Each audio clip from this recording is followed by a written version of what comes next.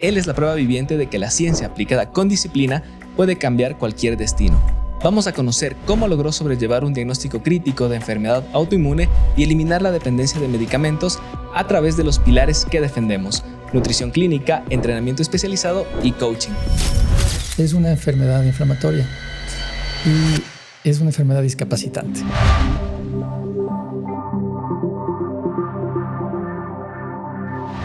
Vivir con una enfermedad autoinmune es algo muy complejo. Sí, el sistema inmune ataca los órganos sanos, no enfermos, sanos. Sí, los ataca pensando que son invasores. Y en mi caso, todos los colchones intervertebrales le van soldando, solidificando. Los colchones intervertebrales desaparecieron y se unieron las vértebras. Entonces, por supuesto, las tengo unidas, pero tengo movilidad. Bienvenidos a Human Talks. Hoy tengo un invitado de lujo, mi padre, Julio Oñate, quien es profesional en coaching ontológico en Human Performance. Papi, bienvenido a este espacio. Es un placer para mí poderte entrevistar y que compartas tu historia de transformación con todos nosotros.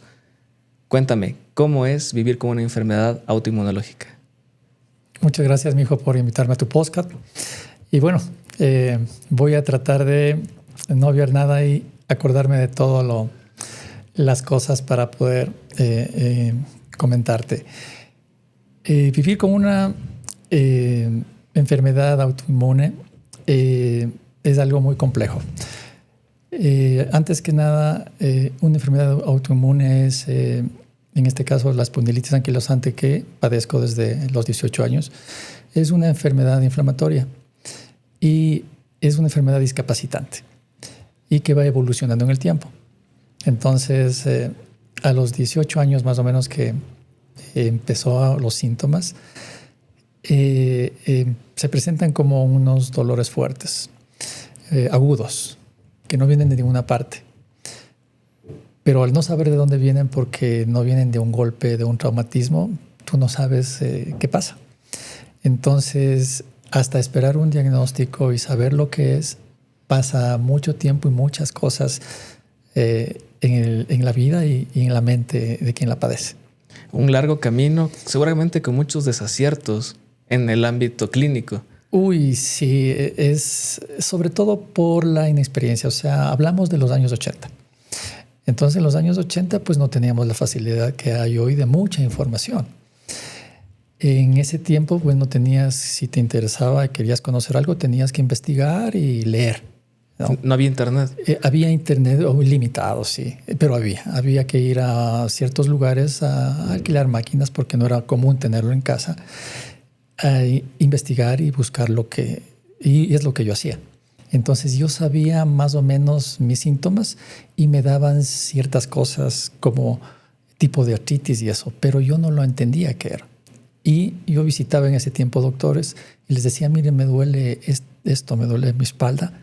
Y los doctores decían, déjame revisarle, no encuentro nada. Usted está bien. Yo aceptaba el diagnóstico y me iba, pero persistía el dolor. No sabía si era yo el que estaba psicológicamente mal y yo aceptaba, el doctor tiene razón, pero el dolor persistía. Eso ¿Solías ir a la cita solo o acompañado? Sí, siempre lo hacía solo. ¿Te daba tal vez temor o algo de vergüenza en cierto sentido? No, lo que pasa es que siempre fui independiente. Entonces lo hacía solo en Ambato, venía a Caquito, visitaba médicos en La Tacunga de diferente rama. Por ejemplo, empecé con médico general, luego un traumatólogo, igual. El mismo diagnóstico, no veo nada, no encuentro nada, está bien, pero tenía esos episodios fuertes de dolor. Al no haber un diagnóstico, ¿sentías frustración? Por supuesto. Y cuando no sabes lo que te pasa, dudas de ti mismo. Y no sabes explicar y la misma gente que te rodea pues, no te comprende. En ese tiempo, mira, yo, por ejemplo, era un muchacho activo. Tenía 18 años, tenía un grupo de amigos, una vida social activa. Obviamente, fines de semana consumía alcohol. En ese tiempo el fumar era aceptado, incluso estaba de moda. Y esas cosas yo no sabía, pero me afectaban mi condición. Pero como no sabía qué condición tenía, pues lo hacía.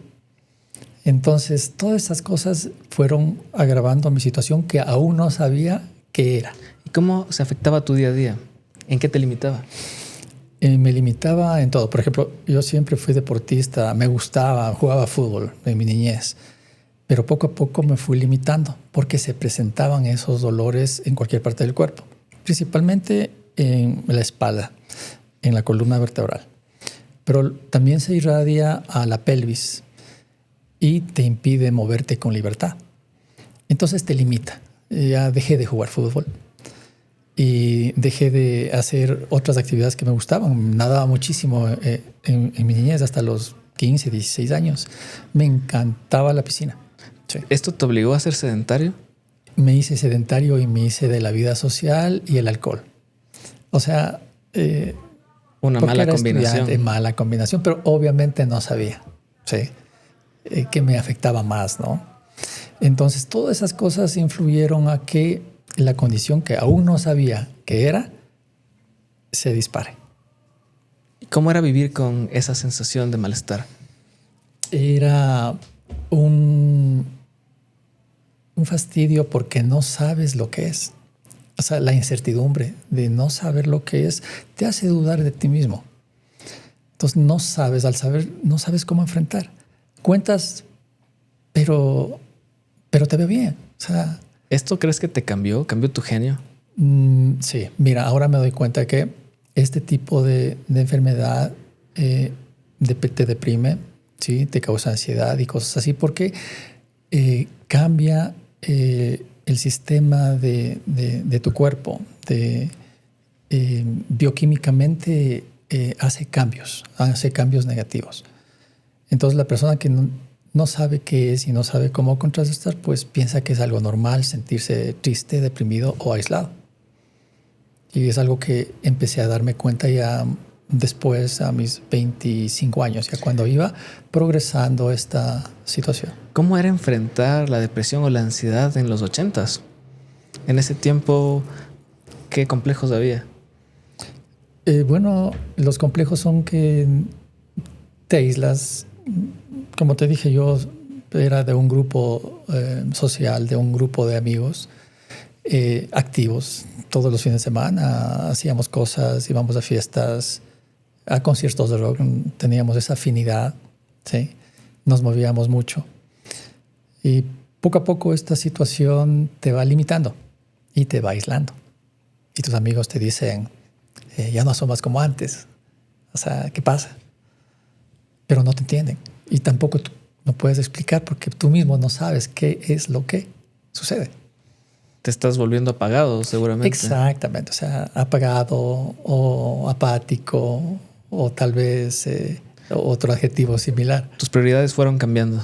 Mis prioridades fueron cambiando, sí. Empecé ya yo a leer y a buscar cosas, ¿no? Conforme pasaba el tiempo, me gustaba hacer ejercicio y conocí a tu mami. Y obviamente también tu mami hacía ejercicio y coincidimos en el deporte, en gimnasio. En ese tiempo, un gimnasio de un amigo de acá de Ambato. Y ella hacía aeróbicos y yo hacía pesas, ¿sí? Todavía en ese tiempo, mira, yo medía 1,86 m y pesaba cerca de 90 kilos, unos 86, 88 kilos. Era bastante robusto. ¿Sí? Fuerte, definido. Fuerte, sí, era fuerte, alto. Y mira lo que este tipo de enfermedad causa. En la actualidad yo mido 1,79 m. Porque mis vértebras, los colchones vertebrales se van achicando. Es una de las cosas que hace la espondilitis anquilosante. Aparte de que se van fusionando las vértebras, ¿sí? Impidiendo el movimiento. Pero bueno, eso fue a los 18, 20 años, ¿no? A los 23 años seguía sin diagnóstico. La enfermedad seguía su curso y yo trataba de buscar cierto bienestar con el ejercicio.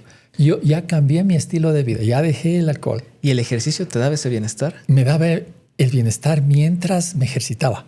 Mientras estabas caliente. Mientras estaba caliente. Cuando me enfriaba, obviamente el dolor muscular satisfactorio es hermoso sentirlo, pero también se inflamaban las articulaciones. En ese entonces, ¿qué estaba de moda? ¿El culturismo, la hipertrofia? El culturismo. Arnold Schwarzenegger estaba en su apogeo. Stallone, Rocky estaba en su apogeo. El culturismo, el ser musculoso, estaba de moda. Sí. El deporte tuvo una importancia relevante en los años 80. ¿Llegaste a competir? No, pero estuvimos cerca de eso. Sí. Pero justamente a los 23 años, tu madre y yo nos casamos. Sí, nos casamos y bueno, seguimos un estilo de vida saludable. Sí. Pero mi condición persistía. ¿Tú tenías ya un diagnóstico en esa edad? Aún no. Mi mamá no sabía que tenías esta enfermedad. Sabía que tenía una molestia, pero al yo mismo no saber lo que tenía, bueno, le encasillamos como tiene un problema de columna. Algo tendrá. Algo tendrá, pero nada más. No sabíamos que era una enfermedad inflamatoria, autoinmune. Sí. Y así pasó los años. Pasó los años hasta que nos casamos. Yo me casé a los 23 años, tu madre tenía 20. Y después de 3 años de casados, pues decidimos tener un hijo, que eres tú. Sí. Entonces, la vida continuaba, ¿no? En ese entonces, ¿tenías alguna sensación con esto de tus dolores y al tener un hijo, algo de ansiedad o dudas que te suscitaban? A esa edad uno quiere comerse el mundo, tiene la capacidad física para trabajar, tiene objetivos, metas, y pues la condición que tenía no hacía que me impida en ese objetivo. Sí. Eso era lo que yo quería y yo pensaba. Pero la enfermedad también tiene su curso y también decidió intensificar su accionar.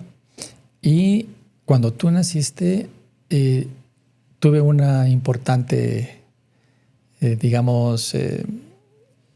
espondilitis se potenció un poco más porque estaba en un curso de ascenso. ¿Sí? Estaba fusionándose las vértebras y eso causa dolor. Bioquímicamente el cuerpo responde de unas formas que uno no comprende. Por ejemplo, el cansancio. Y eso sumado a las malas noches por el bebé. O sea, si yo recuerdo siempre me decían que era muy llorón y que daba mucho trabajo. Claro. Bueno, es algo normal, ¿sí? Pero nunca dice trabajo. O sea, creo que el hijo es una bendición, es algo maravilloso, ¿sí? Y el tema es, tú fuiste una luz en mi vida, ¿no? Una fuerza espiritual, ¿sí? Que te hace buscar soluciones. Entonces, la condición que tenía, pues pasó a un segundo plano, tú eras lo más importante y íbamos en el ritmo de la vida, ¿no? Tú creciendo, tratando de que no te falte nada y siendo feliz con lo que teníamos, ¿sí? Y así iba la vida. ¿Cuánto tiempo pasó hasta que tuviste el diagnóstico? El diagnóstico apenas lo tuve hace 20 años. La evolución de esta enfermedad ya es de 40 años. La tuve en el hospital, en un importante hospital de Quito, en donde me dijeron, usted tiene esta condición y hay que tratarla de esta forma. Aunque ya, según se ve, la espondilitis anquilosante ha hecho su trabajo, ha funcionado sus vértebras y ya no hay mucho que hacer al respecto. Ha perdido un poco de movilidad, no un poco, importante movilidad. ¿Alguna de las crisis más importantes que tuviste con estos dolores o simplemente se quedaron ahí como una molestia o llegaron a incapacitarte? Por supuesto, hay episodios fuertes que los pacientes que tienen este tipo de enfermedad les paraliza totalmente. Dejan incluso de caminar, ¿sí? Y tienen que usar muletas o sillas de ruedas, ¿sí? Mira, al no tener yo a dónde acudir, un centro especializado que ahora hay, donde me puedan ayudar a moverme, a hacer ejercicios para no perder la movilidad, justamente para tener el rango de movimiento de cada grupo muscular. Mi instinto me decía, muévete. Aunque los doctores me decían, no se mueva. O sea, no se mueva porque sus huesos se pueden romper y si se rompen hay que operarle y esto que este otro. Con ese miedo. Pero mi lógica me decía, no, si es que no me muevo me voy a quedar totalmente soldado, rígido. Entonces una voz interior me decía, muévete, haz algo. ¿Sí? Y yo leía, buscaba en mí mismo una fuerza espiritual para, a pesar del dolor, moverme. Y lo hacía. Empecé a moverme, empecé a hacer ejercicios, buscaba la forma. ¿Cómo cambió ese ejercicio de los 80s con el culturismo o el fitness? Y después, ¿qué hacías? Inventé algo que a mí me sirvió. O sea, yo fusioné la movilidad, el yoga, el ejercicio de fuerza, la calistenia también y el entrenamiento mental. Sí. Y lo diseñé para mí, porque me di cuenta de que cada una de esas cosas a mí me hacía bien. Sí. En ese tiempo yo me iba a un parque que estaba cerca de mi casa, que es el Parque del Sueño, y yo siempre me iba antes del amanecer.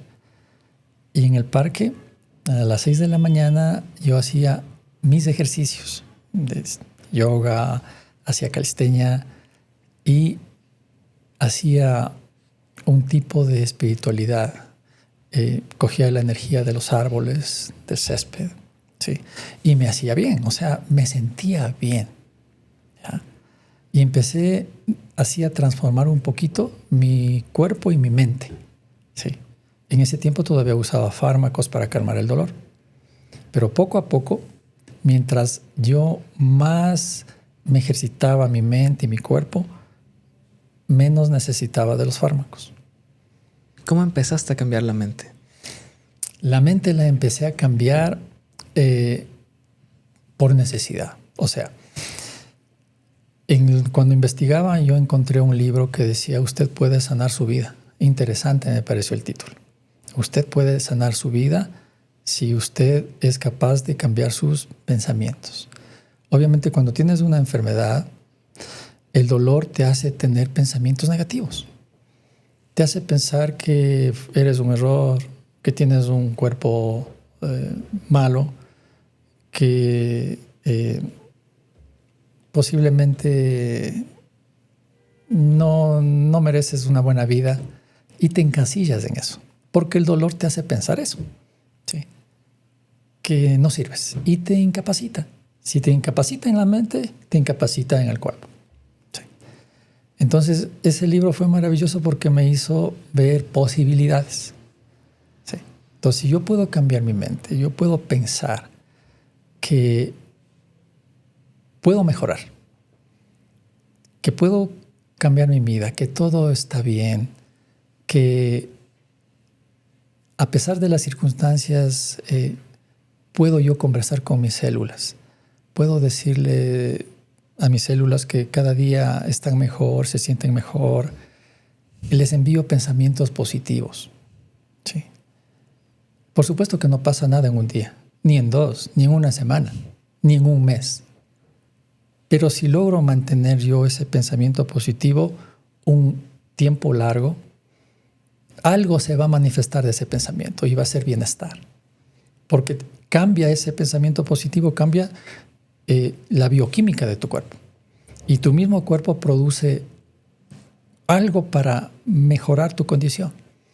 También pasa lo contrario, ¿no? Si tengo un pensamiento negativo, sube el cortisol y formas una bioquímica adversa y te vas a sentir peor. Y quién sabe, ataca otros órganos de tu cuerpo, etcétera, etcétera, ¿no? Viviste a ambos polos. A ambos polos, por supuesto. Primero bajé bastante. Subsuelo. Sí, subsuelo, exactamente, sí. Porque cuando tienes un dolor permanente, no te sientes merecedor, incluso de la vida. No te sientes capaz. Y todo eso hace que veas todo de color negro. ¿Cómo fue afrontar esa ansiedad? ¿En qué momento decidiste cambiar lo negativo a positivo? El amor. El amor hacia ti, hacia tu hermana. El amor es una fuerza increíblemente grande. ¿Sí? El amor que nos enseñaron, el amor eros, el amor que solo se puede sentir hacia una mujer, una esposa, es muy limitado. El amor verdadero va mucho más allá, ¿sí? Hacia uno mismo. O sea, el amor hacia uno mismo hace que puedas tener esperanza, fe, ¿sí? Si puedes tener fe y creer que es posible, ¿sí? Porque mira, esto fue maravilloso hace un tiempo. Tuve la oportunidad de sacar mi carnet de discapacidad. Y para eso tengo que hacer un trámite largo y tedioso. Tengo que pasar muchos filtros en el Ministerio de Salud, del IES, y tengo que pasar por varios médicos, traumatología, reumatología, fisiatría y también psicología. Hacen eso obviamente para evitar que haya trampas en el dar los carnets en el sistema de discapacidad en el sistema, exactamente. Y el doctor que me atendió me dice, según su cuadro, usted obviamente no debería estar como está.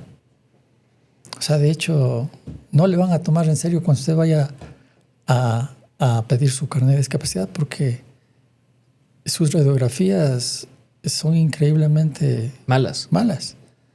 Pero ¿cómo logró estar así? ¿Sí? Pero si se le ve sano. Y de hecho le digo, yo soy sano, le digo al doctor, porque yo así lo creo.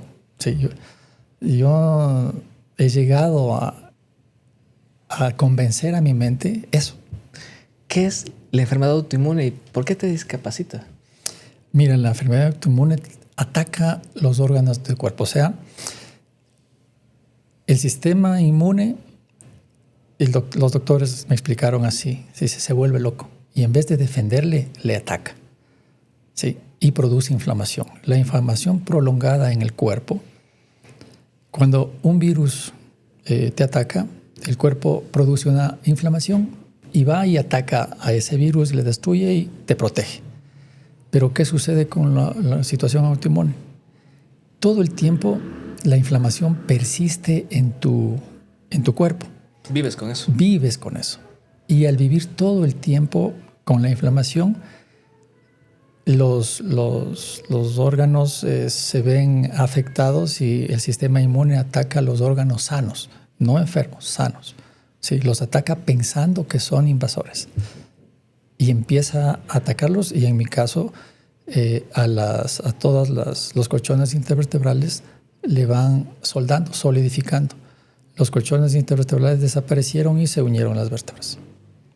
A nivel cervical, a nivel lumbar, ¿sí? Y a nivel torácico. Entonces, por supuesto, las tengo unidas, pero tengo movilidad. Me muevo mejor que una persona que es sana. ¿Cómo logré eso? Créeme que no sé. Y el doctor también se asombra. O sea, los doctores dicen, o sea... Yo te diría que es por tu tenacidad en el ejercicio, el entrenamiento constante y la buena alimentación. Si bien es cierto, yo soy nutricionista, pero en casa, recuerdo, sobre todo en tu caso, tú eras de los primeros que empezamos a cambiar la alimentación de casa. Claro, correcto. Con los alimentos antiinflamatorios. Y en ese tiempo no había todo lo que hay hoy en suplementación o en superfoods o estos superalimentos.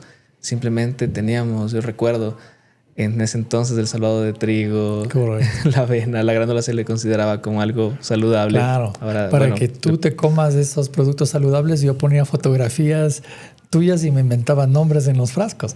Correcto. Qué buen marketing. Claro. Y a día de hoy entendemos que las enfermedades autoinmunológicas no solo tienen un abordaje médico, sino realmente es integral. Ya entra el psicólogo para atacar el deterioro mental y el desgaste emocional que genera esto, y también la nutrición, donde justamente empezamos con una nutrición antiinflamatoria. Por ejemplo, el gluten se elimina en este tipo de pacientes porque te inflama. Claro, eso es importante. Mira, todo en mi proceso fue ensayo-error, ensayo-error.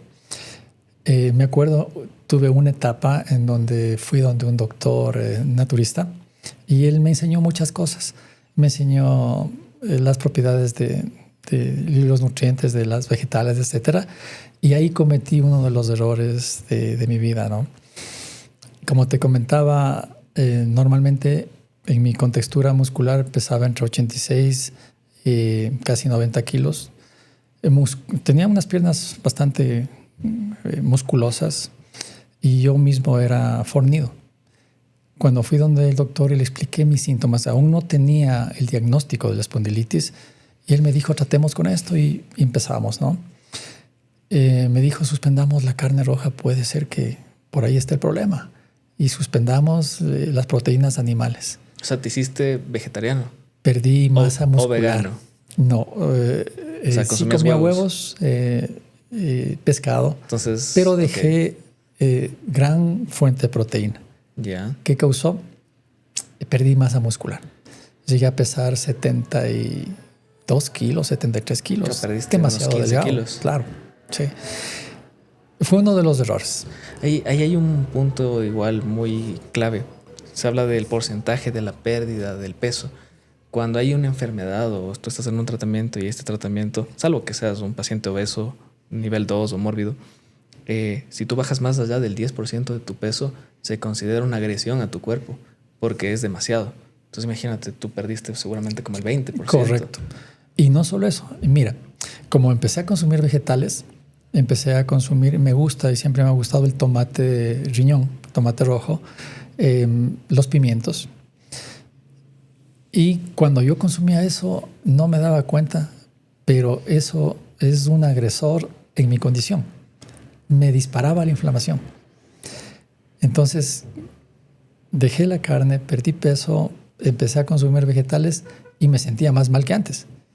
Porque como estaba consumiendo demasiado licopeno, que eso afecta muchísimo las articulaciones, se les inflama, yo decía, Dios, o sea, ¿qué pasa? Estoy peor que antes. Claro, y es una condición que, bueno, hay que estudiarla obviamente muy individualizado, porque normalmente se consideran que los antioxidantes te ayudan. Pero, por ejemplo, yo mis pacientes que tienen problemas, por ejemplo, como el caso tuyo, yo normalmente abordo con antiinflamatorios naturales. Por ejemplo, el uso de los probióticos es de lo principal que entra. Ciertos minerales y ciertos oligoelementos que son antioxidantes. Por ejemplo, ciertas vitaminas como la vitamina D suele ser útil porque, contrario a lo que suele suceder, estas fusiones suelen también atacar al hueso y tus niveles de osificación suelen ser bajos. Entonces imagínate esta condición con osteoporosis, osteopenia. Es terrible. Y el tema de la inflamación de los propios alimentos, porque hay alimentos que son agresores, como lo que conversábamos, el gluten, los ultraprocesados como tal, por ejemplo, los embutidos, el consumo de alcohol es completamente perjudicial. Correcto. Para estos casos, ¿no? Claro, imagínate, yo como buen ambateño soy panadero. El pan me fascina y siempre me fascinó. Claro, de niño yo comía muchísimo pan. Bueno, hasta ahora como muchísimo pan, pero antes yo era increíblemente panadero. Claro, nunca faltaba el pan en la casa. Nunca faltaba el pan, sí, y nunca falta hasta ahora, ¿no? Pero claro, he restringido mucho el consumo, sí. Pero ha habido cosas, como te digo, ensayo, error, hasta llegar yo a un equilibrio. Considero que he llegado a un equilibrio que a mí me ha servido. Y ese es uno de los puntos interesantes, porque hablamos de que, por ejemplo, antes tú tenías el consumo de alcohol y el cigarro, que obviamente es perjudicial para la salud. Incluso llegaste a hacer esta dieta que en teoría muchas personas pensarían que es algo positivo, dejar las carnes y consumir muchos más vegetales, pero también en el exceso suele estar el punto de quiebre, donde normalmente ya Sí. te empieza a hacer daño en vez de tener una fase terapéutica. ¿Cómo lograste el equilibrio? Como te digo, fue ensayo, error.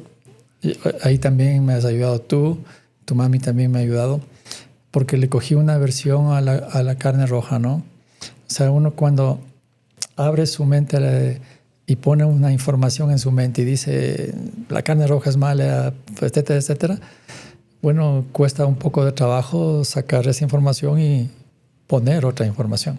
Claro. Y en mi caso, pues sí, duré un tiempo en volver a consumir y estoy ahora ya de una forma natural consumiendo de forma adecuada la proteína animal. Y por supuesto, mira, ya estoy pesando 77 kilos. Me mantengo con una masa muscular adecuada que a mí me sirve y estoy ahí saludable. También es un punto de análisis porque como bajaste mucho de peso, volver a ganar esa musculatura con la inflamación que tenías y el proceso autoinmune es muy complejo. Claro. Y ese también es otro punto clave porque los pacientes suelen asociar con que, claro, bajo de peso, baja, digamos, la gravedad sobre mis huesos, me siento mejor. Pero tienes que saber si estás perdiendo realmente grasa o músculo. Porque el éxito es que tu músculo siempre se mantenga o incluso lo mejores y lo que pierdas sea grasa, porque eso es, claro, ahí está la inflamación, ¿no? Entonces, eso es súper interesante. Te veo muy saludable. Cuando tú viniste del posgrado y cuando tuvimos la oportunidad de asistir a tu graduación en Europa, y tú cooperaste mucho en este quiebre mío de aceptar la nutrición como mi base, ¿sí? Porque tenía la movilidad, el ejercicio ya bien arraigado en mi persona, en mi ser, pero el aspecto de la nutrición y de las proteínas yo no lo tenía muy arraigado a mí. ¿Dudabas? Dudaba, correcto, sí. Y estaba un poco más delgado en ese tiempo. Y tú me diste la pauta para incrementar más mi porcentaje de ingesta de proteínas. Porque si bien es cierto, tú tienes una autoridad en este aspecto nutricional y confío. Sí. Si no confío en mi hijo, ¿qué va? No voy a confiar en nadie. Y empecé a hacerlo y claro, tuve un resultado excelente. Sí. Me siento más fuerte, consumo la proteína adecuada que necesita mi cuerpo, que no todos necesitamos la misma cantidad. Eso es importante lo que tú dijiste una vez y eso a mí me llegó. Dice, cada cuerpo necesita lo que necesita. O sea, correcto. Tú necesitas esta cantidad. Y me has dicho muchas veces, para eso necesitas esta cantidad. Sí. Y yo decía, ¿tanto? ¿Podré? Sí. Y ahora estoy comiendo la cantidad que necesito. Yo jamás hubiera pensado que iba a consumir unos 8 huevos diarios. Yo con 2 decía, ay, es demasiado para mí. Pero no, lo que yo necesito es una cantidad que tú me dices es 150 correcto. Gramos, papi, para ti. La dieta antiinflamatoria tiene de base la proteína. Anteriormente, yo me acuerdo en la vieja escuela, justamente mencionando en los años de preparación donde yo estaba graduándome de nutricionista, en ese momento la teoría acá en Ecuador nos decía que las dietas hiperproteicas te podían hacer daño, que podían causarte un daño hepático o renal. Voy a España aprendiendo de la cúspide del deporte y nos decían que al contrario, que las dietas hiperproteicas es lo que realmente no solo mejora el rendimiento, también en salud. Y es lo que, bueno, hemos aplicado también en tu caso. Y bueno, funciona no solo en tu caso, sino en la de miles de pacientes que he tenido la fortuna de poder atenderlos. Y bueno, ese privilegio también de servir a la sociedad con el conocimiento. Mira, y justamente cuando tuvimos la oportunidad de ir a Suiza y escalamos el Monte Rigi en los Alpes suizos, para mí eso fue algo espectacular, no solo por estar en ese lugar, sino por yo poder hacer lo que estaba haciendo. Un individuo con mi condición, que debería estar postrado posiblemente en una silla de ruedas, estaba haciendo trekking con su esposa, mi hijo, en un lugar de los Alpes. Y ahí es en donde surgió la idea. ¿Qué podemos hacer con tu conocimiento, con mi experiencia, con la experiencia de tu mami? ¿Qué podemos hacer para ayudar a las personas? Alguna vez tú me dijiste, y varias veces me dijiste, papi, tú deberías hacer algo con lo que sabes. Con todo lo que sabes, gran parte de mi vida yo me dediqué al comercio. Y pasé 30 años sirviendo a las personas y a la comunidad teniendo un almacén de ropa deportiva. Pero a la par yo me fui preparando.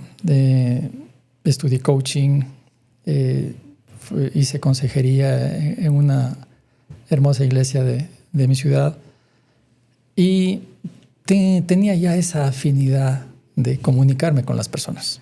Recuerdo que cuando yo era niño, adolescente, en el almacén, en la boutique, siempre llegaban a visitarte muchos amigos tuyos y yo creo que inconscientemente les dabas terapia.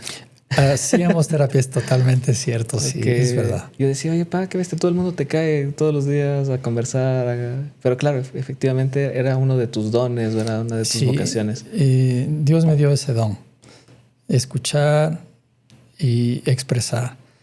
Y sí, y justamente tú me dijiste eso, hagamos algo, pa, con tu talento, yo con el mío, y mi mamá con la experiencia que tiene en su campo.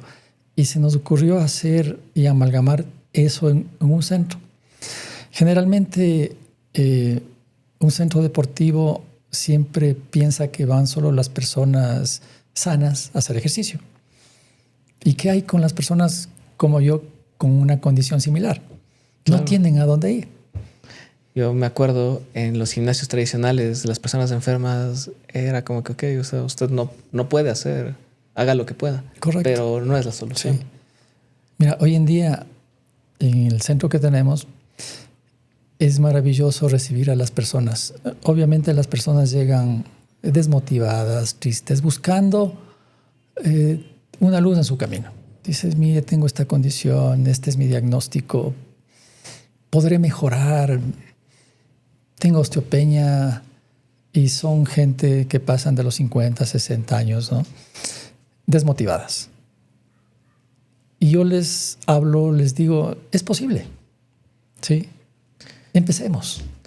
Como tú mencionas, la importancia de la nutrición, bueno, yo creo que también esa convicción, viendo tu ejemplo, tu transformación, a mí me ayudó mucho también a coger eso, lo mejor de ti, para tener también esa convicción en mi carrera y de cierto modo emprender en este mundo del entrenamiento, de los centros de entrenamiento, pero no desde el lado del fitness, sino abriendo completamente una nueva brecha porque nos dedicamos al tema de la salud. Y con la experiencia de mi madre, con su conocimiento en el entrenamiento, también en la nutrición, tuvimos ese salto de fe en crear Human Performance y el aporte de nuestro conocimiento en la nutrición. Por ejemplo, a mí me encanta esto porque Human Performance, nuestro eslogan es nutrición y entrenamiento especializado.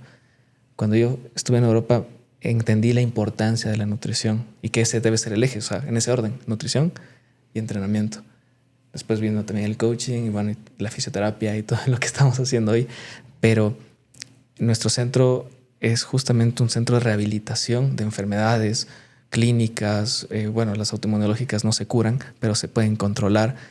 Pacientes que tienen problemas de retraso de crecimiento y también alto rendimiento.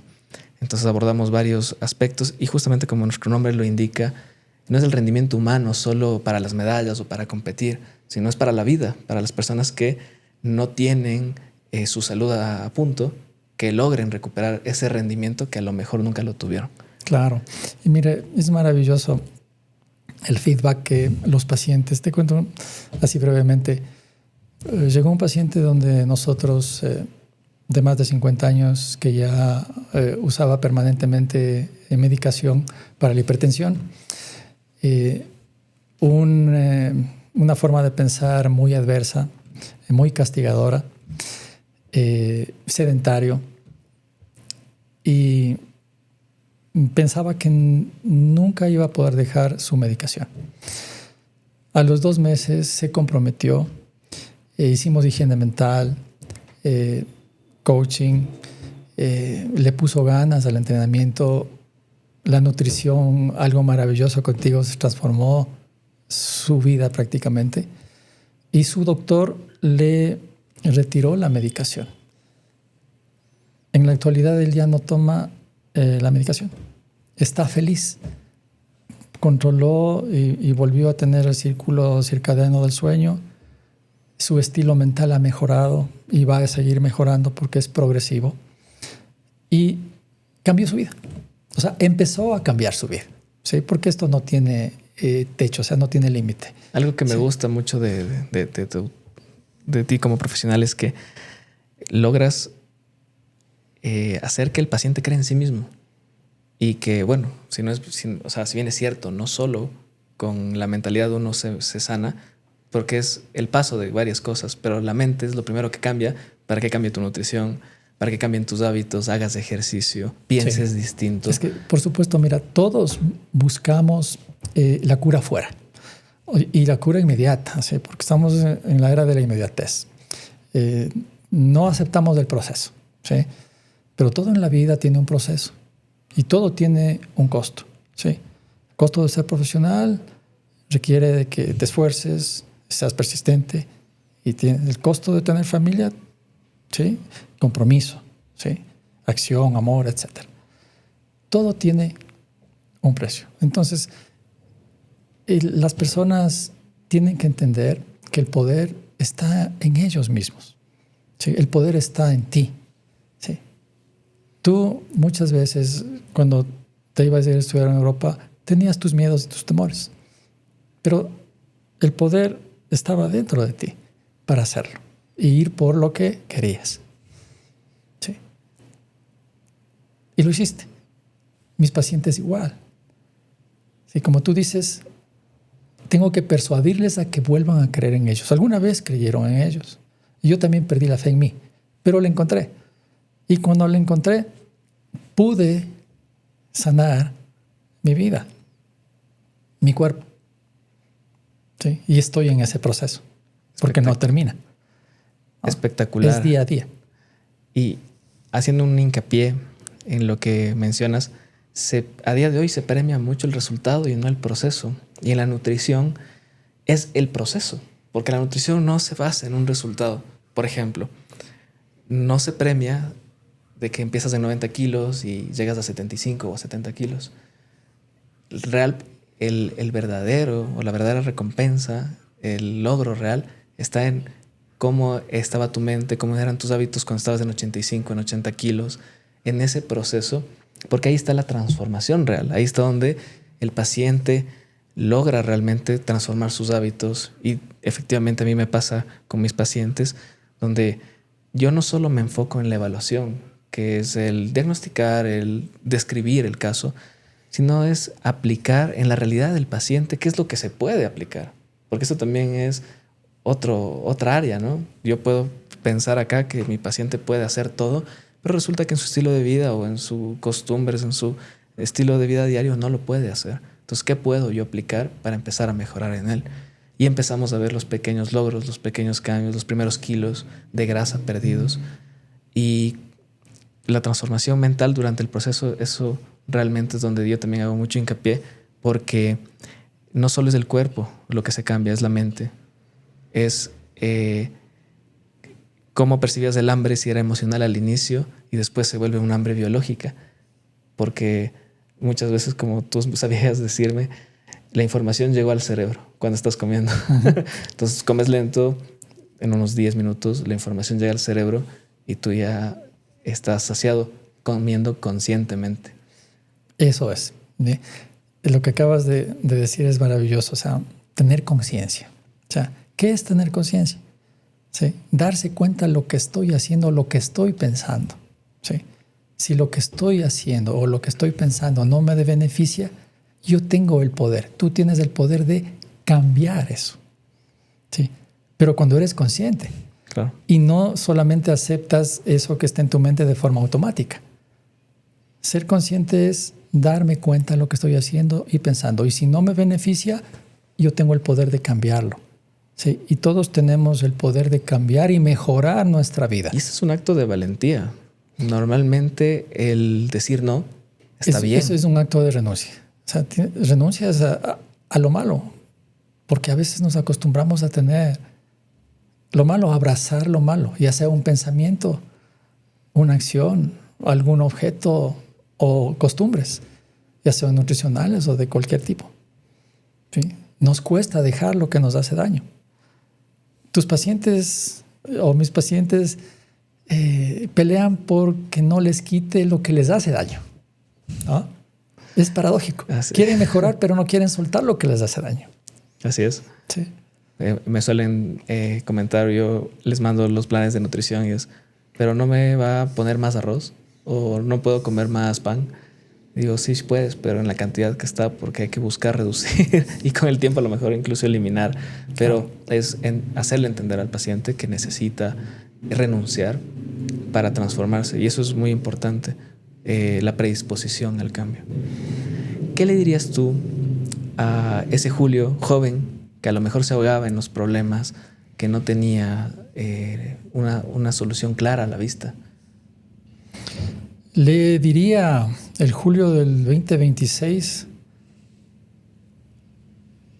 que tenga confianza, que tenga fe en el proceso de la vida. Porque una de las cosas que en ese tiempo y en esa condición es la desesperación. El no saber qué hacer te paraliza. Y yo creo que perdí varios años de mi vida paralizado, de miedo, de temor, de no saber qué hacer. Sí. Y creo que perdí varios años por no actuar. El miedo muchas veces se disfraza de ira. Por supuesto. De resentimiento. Echas la culpa a alguien. En mi caso, eché mi culpa a la genética. Y por supuesto, ¿quién me heredó la genética? Mi padre o mi madre, de igual. Entonces, mi ira fue enfocada allá. Sí, entonces, eso me agredió igual. Porque un sentimiento de ira, de frustración, genera en ti justamente lo que no quieres tener. Y eso agravó mi condición. ¿Sí? Es como no querer quemarse teniendo un carbón encendido en tu mano. Así es el rencor o la ira. ¿Sí? Entonces, en el proceso aprendí y tuve que aprender yo a perdonarme, a tener ese tipo de sentimiento, de pensamiento. El pensamiento causa un sentimiento y el sentimiento causa una acción. Imagínate cuánto tiempo pasó en mi cuerpo ese sentimiento de ira y rencor que tú dices, años. Y se seguía somatizando en malestar. Tuve que hacer una terapia de perdón hacia mí mismo y perdón hacia mis padres. ¿Qué culpa tenían ellos de haberme heredado esa genética? Pero sin embargo yo me atreví a juzgarlos, ¿no? El proceso de sanación es un camino que no es lineal, muchas veces es un camino que tiene muchas curvas, muchos altos y muchos bajos. ¿Qué le dirías a estas personas que tienen enfermedades autoinmunes, que se sienten limitadas y que de hecho tienen estos diagnósticos que muchas veces en la parte clínica son severos? Son, como tú dices, son muy severos y las personas nos acostumbramos a vivir con dolor. Pensamos que eso es y no podemos hacer nada. Pero hoy en día se sabe que sí podemos, en la medida que nos comprometamos a creer que es posible, a cambiar de paradigma. ¿Qué es un paradigma? Es una creencia falsa. ¿Qué creemos como verdadera? Si tengo, entre comillas, tal condición, o la gente le encanta decir esta palabra, ¿no? Yo tengo esta enfermedad.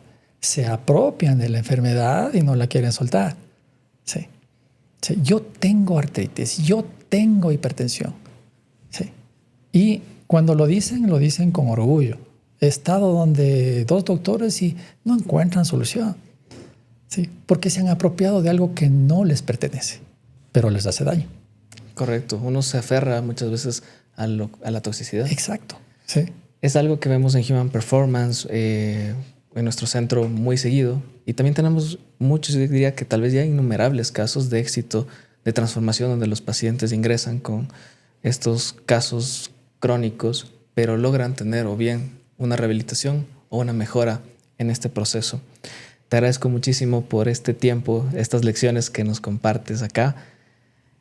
La historia de mi padre es una historia de resiliencia que nos enseña que el cambio de mentalidad es lo que marca la diferencia cuando buscamos calidad pese a un diagnóstico como una enfermedad autoinmunológica. Nos demuestra que también la esperanza siempre es nuestra mejor aliada y que los hábitos se construyen a partir de una buena predisposición mental. Esto es Human Talks, donde hablamos de transformación, salud y bienestar. Muchas gracias. Gracias, viejo.